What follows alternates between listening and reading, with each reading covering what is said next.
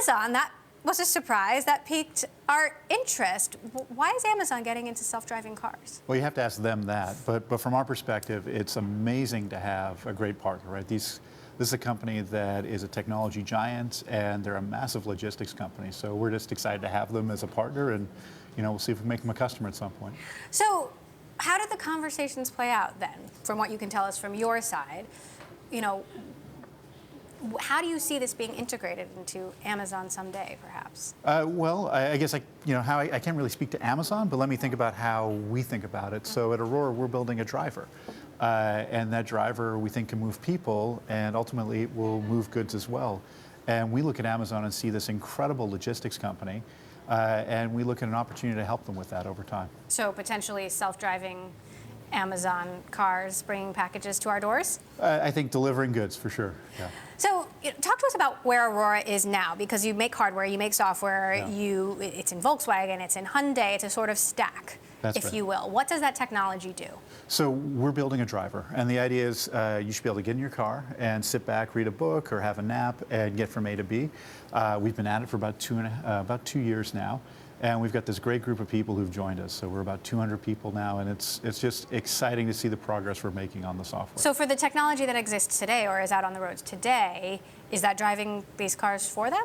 We're still developing it. So we don't have a product that yet we ship to customers, but our test team is out on the roads. We've got vehicles on the roads in California and Pennsylvania as well. So when you say driver, this is a fundamentally different approach than, for example, Google has taken or Tesla has taken, right? Well, I think it's probably similar to the way that Google's approaching it. So they're building a driver, and they're integrating that. They're buying vehicles from people and then doing what they're going to do with it. Our model was do the thing we can be best in world at, and we think that is building that driving capability. And then we go and work with companies like Volkswagen and Hyundai, and ultimately with other companies in the transportation sector. And what we're really excited about, though, is that we're actually an independent player. And so, people that are working with us have confidence that we're going to be supporting them and their interests. So what do you make of what's happening in the sort of broader industry? Of course, what's happening at Google, Tesla, and you see all these other traditional automakers trying to get into self-driving cars.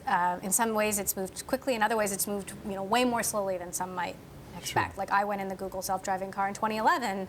Haven't had a chance to do that again. Sure. No, I think what we're seeing is this technology that has this incredible opportunity to save lives and make the roads more efficient and make it less expensive and more accessible to get around.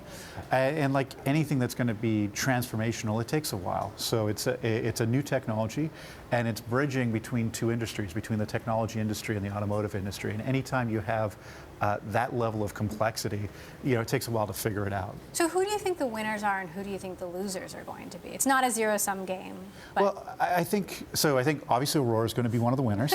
But we look at it and we see this incredible greenfield. Right? There's this amazing opportunity to go and take the next step in democratizing transportation, and we're going to be there with our partners, and we think there's lots of room for others to play too. What are the technical challenges that you continue to work through? I mean, there are some really deeply moral and ethical issues that you have to work through when you're building a self-driving car.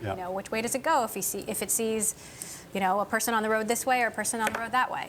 So I think the heart of it is really anticipating what others are going to drive on the road. So our vehicles today do a good job of seeing other people, whether it's a pedestrian or a cyclist or other car. And then it's, what are they about to do next? Are they about to step in the road? Is that vehicle about to make a lane change in front of us? And if you can do that well, then you become what we talk about as a defensive driver. And then you avoid these kind of catch-22 situations. How can a car know what another car is going to do if there aren't necessarily signals? Like maybe they didn't use a blinker. Maybe they didn't make a last-minute decision. Yeah, I think that's part of the challenge. And there are subtle cues. So, as a car is driving along, even if it doesn't turn on the turn signal, if it starts to drift in the lane, it might be about to make a lane change. If you're approaching an intersection, it might be that some car wants to make a move over, and that's part of the magic, I guess, of this technology, is getting to the point where we're picking up those subtle cues in the software and then reacting to them safely. So what are the car makers saying to you? I mean, these are your partners and potential partners. Well, they're recognizing that this is an important technology, right? They see this as part of their future, that for many of them, they're going to move from being car makers to people that or companies that provide mobility. And the key ingredient to that is having a driver in their system, and that's what Aurora brings to them. So $500 million is a lot of money. How do you plan to spend that? Yeah, no, we're really excited, right? That's an incredible vote of confidence for us as a young company. And the folks we have around the table with Sequoia and Amazon and T. Rowe Price, it's great. And we're going to spend it on building great, hiring great people and bringing it in, right? This is a big problem, and we need lots of people, and that'll be a big part of it.